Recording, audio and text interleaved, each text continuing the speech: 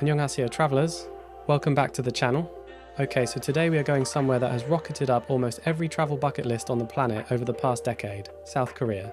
And honestly, the hype is completely justified. South Korea is one of those countries that manages to be simultaneously ancient and ultra-modern, deeply traditional and totally cutting edge. Where else in the world can you visit a 1,000-year-old Buddhist temple in the morning and be in a neon-lit rooftop bar by evening? From the hyperkinetic energy of Seoul to the serene beauty of Jeju Island, the dramatic coastlines of the south, and the lantern festivals of Jinju, South Korea packs more variety into a relatively compact country than almost anywhere I can think of. Let's get into it. Here are the top 10 places you have to visit in South Korea. 10. Andong. We're starting in Andong, a city in the North Gyeongsang province that is considered by many Koreans to be the heartland of traditional Korean Confucian culture. If you want to understand the roots of Korean civilization, the customs, the philosophy, the architecture, Andong is the place to come. The Haho folk village just outside the city is a UNESCO World Heritage Site, a living village where people still actually live in traditional thatched and tile-roofed hanok houses arranged along the river exactly as they have been for 500 years. It's not a museum, it's real life, which makes it all the more remarkable. Andong is also famous for its mask dance festival, one of Korea's most celebrated traditional performing arts events, and for Andong Gimbap, a deeply satisfying braised chicken dish that you absolutely must try while you're here. 9. Busan.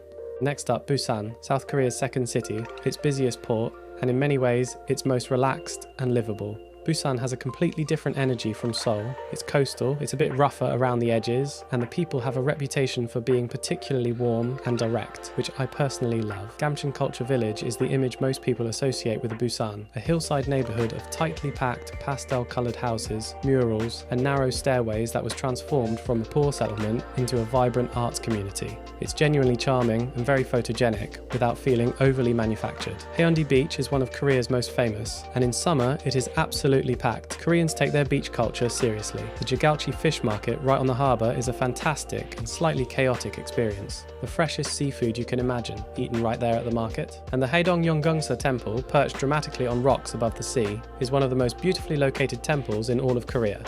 8. Seoraksan National Park. At number 8, we're heading into the mountains, specifically to Seoraksan National Park in the northeast of the country, right on the coast near the border with North Korea. Seoraksan means Snowy Crags Mountain, and in autumn especially, it earns every syllable of that name. The park is home to some of the most dramatic mountain scenery in South Korea: jagged granite peaks, deep forested valleys, rushing streams, and Buddhist temples hidden in the rocks. The peak foliage season in October draws visitors from across the country, when the forests turn brilliant shades of red, orange, and gold against the backdrop of grey rock and blue sky. A cable car takes you up to a viewing platform near the summit of Gwanggumseong for panoramic views, and there are hiking trails ranging from gentle valley walks to serious mountain climbs. The Sinheungsa Temple at the base of the park, with its giant bronze Buddha statue, is a wonderful introduction to the landscape. 7. Jeonju. Coming in at number 7 is Jeonju.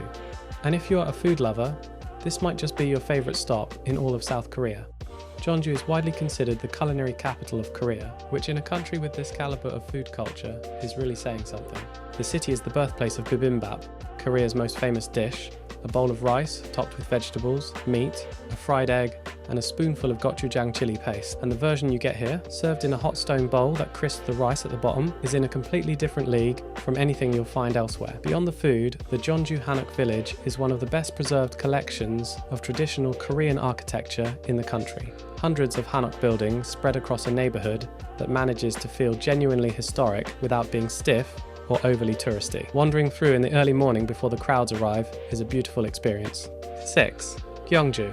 At number 6, Gyeongju, a city that Koreans often call the museum without walls, and once you arrive, you'll understand exactly why. Gyeongju was the capital of the Silla Kingdom for nearly 1,000 years, and the city and its surrounding landscape are absolutely saturated with the remnants of that civilization. Great grassy burial mounds, tombs of Silla kings and queens, rise from the middle of the city centre like green hills dropped from another era. The Bulguksa Temple, a masterpiece of Buddhist architecture and a UNESCO World Heritage Site, sits in the hills above the city, and the Seokguram Grotto, a stone cave housing a seated granite Buddha of breathtaking serenity, is one of the most spiritually moving sights in all of Korea. Cycling between Gyeongju's historic sites through the surrounding countryside is one of the great low-key pleasures of travelling in Korea. It's a city that moves at a different pace from the rest of the country, and that in itself feels like a gift. 5.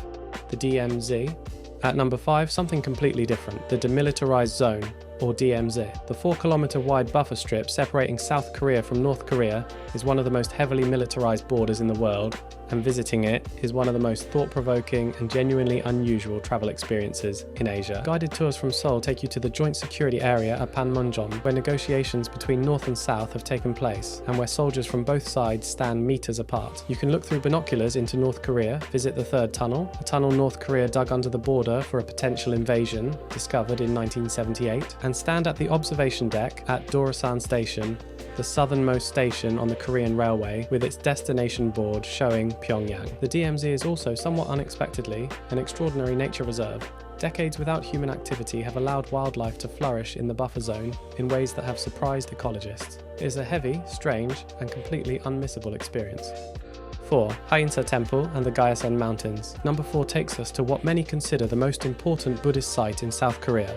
Haeinsa Temple, deep in the Gyeosan Mountains of South Gyeongsang Province. The temple complex has been a center of Korean Buddhism since the 9th century, and its setting alone, in a narrow forested valley surrounded by dramatic peaks, is extraordinary. But Haeinsa's greatest treasure is the Tripitaka Koreana, a collection of over 80,000 wooden printing blocks carved in the 13th century, containing the complete Buddhist canon. It is one of the most complete and well-preserved Buddhist scriptures in the world, and the UNESCO-listed wooden storage halls that have preserved these blocks for 750 years through sophisticated ventilation and controlled humidity are a remarkable feat of medieval engineering. Staying overnight at Haeinsa as part of a temple stay program, rising before dawn for morning chanting, meditating with the monks, eating simple vegetarian meals, is an experience that many visitors describe as life-changing.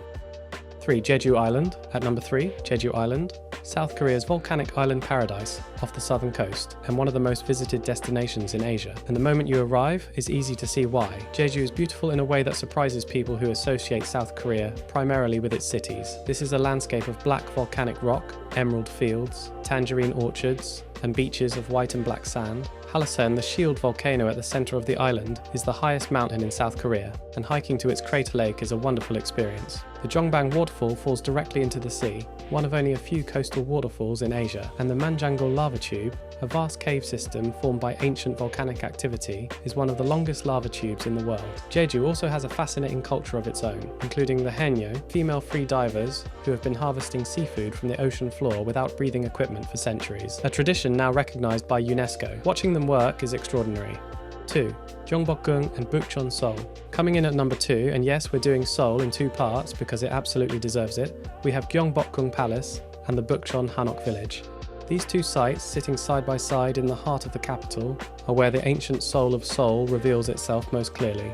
Gyeongbokgung is the largest and grandest of Seoul's 5 grand palaces, built in 1395 as the main royal palace of the Joseon dynasty. Its great ceremonial gates, throne halls, pavilions reflected in lotus ponds, and the backdrop of the forested Bugaksan mountain behind it make for a scene of extraordinary beauty. Watching the royal guard changing ceremony at the main gate is a wonderful spectacle. Behind the palace, the Bukchon Hanok village is a neighbourhood of beautifully preserved traditional Korean houses built along narrow hillside lanes. In the early morning especially, before the tour groups arrive, the atmosphere is remarkably serene and genuinely beautiful. Pair it with a visit to Insadong for traditional crafts and tea houses, and this corner of Seoul feels completely separate from the city's relentless modernity. 1. Seoul, and at number 1, Seoul, one of the most dynamic, surprising, and genuinely addictive cities on the planet. Seoul is a megacity of nearly 10 million people, but it manages to feel human in a way that a lot of megacities don't. It's clean, safe, extraordinarily well connected by public transport, and filled with neighbourhoods that each have their own distinct personality. Hongdae is for the young and creative, street performers, indie music venues, quirky cafes, and some of the best street food you'll eat anywhere. Gangnam is sleek and wealthy, all glass towers and high-end boutiques. Itaewon is diverse and international. Dongdaemun never sleeps. Its vast fashion markets operate 24 hours a day, and the Han River, which runs through the heart of the city, is lined with parks where Seoulites run, cycle, have picnics, and watch the sunset in numbers that tell you everything about how much this city loves its outdoor spaces. The food scene in Seoul is extraordinary. Korean barbecue, hot pot, street tteokbokki, cold naengmyeon noodles, army stew, fried chicken paired with beer in a Pojangmatcha street tent. It never ends, and it is almost never less than brilliant. Seoul's the kind of city that exhausts you in the best possible way, and leaves you planning your return before you've even left.